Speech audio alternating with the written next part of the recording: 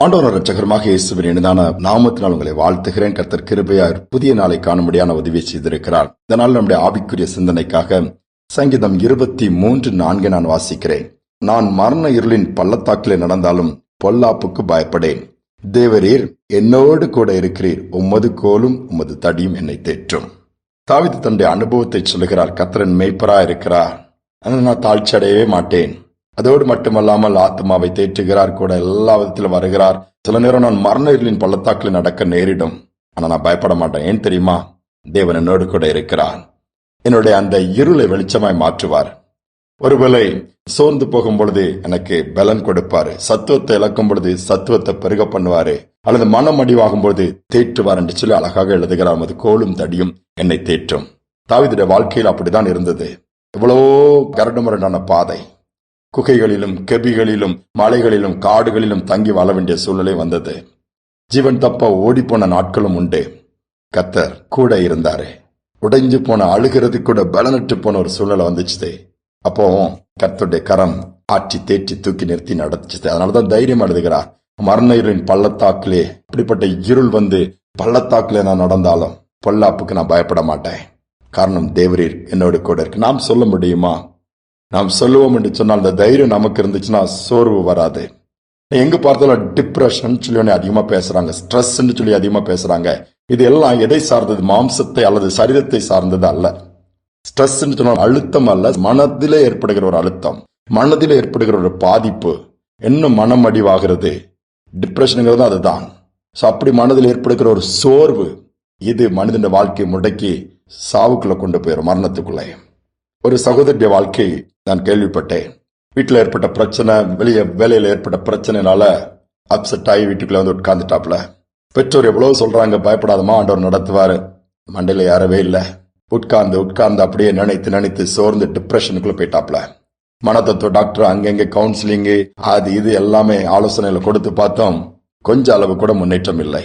அறைக்குள் போய் அவங்க இருளை தான் தேடுவாங்க, வெளிச்சத்தை விரும்ப மாட்டாங்க. பூட்டி அறைக்குள்ள இருப்பாங்க, சாப்பாடை விரும்ப மாட்டாங்க. கொஞ்சம் சாப்பிடுவாங்க, எப்பமாவது அறையை விட்டு வெளியே வருவாங்க, மீறி போய் போட்டிக்கிடுவாப்ல. ஆனா யாரையும் பார்க்க விரும்புவதில்லை, பேச விரும்புவதில்லை, வெளியே போக விரும்புவதில்லை. இதுதான் என்ன செய்வதுன்னு எங்களுக்கு தெரியல. போற நிலைமைகளுக்கு பைத்தியம் முடிச்சிடும் பொழுக்க, குளிப்பதில்லை, எதுவுமே செய்வதில்லை. இப்படிப்பட்ட ஒரு நிலைமை. என்னாண்டவரே இந்த பெற்றோர்கள் சொல்லி பார்த்தாங்க. எல்லா முயற்சியும் நிற்கும் போது அவளுக்கு ஒரு ஆலோசனை கொடுக்கப்பட்டது. இதுவரை நீங்க போராடிட்டீங்க, எல்லாம் பண்ணிட்டீங்க, அதெல்லாம் விட்டுட்டு டீச் பண்ணது, ப்ரீச் பண்ணதெல்லாம் கொஞ்சம் நிறுத்திட்டு, கவுன்சில் பண்ணதை விட்டுட்டு இயேசுவை நோக்கி பாருங்க. அந்த ஹஸ்பண்டை நோக்கி, தகப்பனும் தாய் அந்த மகளுக்காக இயேசுவை நோக்கி பார்த்தாங்க. ஆண்டவரே, நீர் ஒரு வார்த்தை சொன்னா போதும்பா, அல்லது ஒரு தொடுதல் போதும், அல்லது ஒரு பார்வை போதும்பா. இவங்க ஆண்டவரை நோக்கி பார்க்கறாங்க. ஆண்டவர் அந்த பிள்ளையுடைய முகத்தை பார்க்க ஆரம்பிச்சாரு, அந்த மகளை நோக்கி பார்க்க ஆரம்பிச்சாரு. அந்த அறைக்குள்ள பிரவேசித்தாரு. ஒரு வெளிச்சம் உதிச்சது. அவ்வளவுதான். அவருடைய பார்வை இயேசுவை பார்த்துச்சு. இருதயத்தில் ஆத்மா துள்ளி குதிச்சது, சோர்வுலாம் மறைஞ்சிச்சது.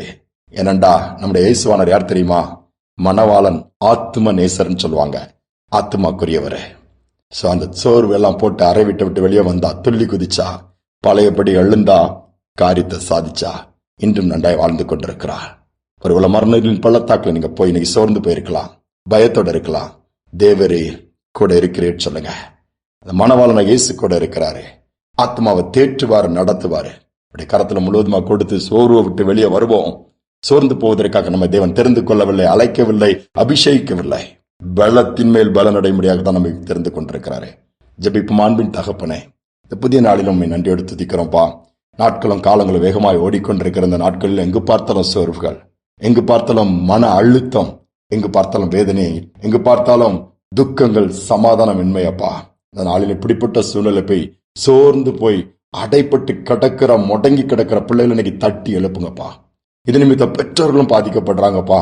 என்ன செய்வதுன்னு தெரியலன்னு சொல்லி அங்கலாய்க்கிறாங்க. இன்னைக்கு அந்த பிள்ளைகிட்ட கண்ணீரை பார்த்து பிள்ளைகளை தூக்கி விடுங்க, அந்த வெளிச்சத்துக்குள்ள கொண்டு வாங்க, இருளை மாற்றுங்க, அற்புதங்கள் நடக்கட்டும்.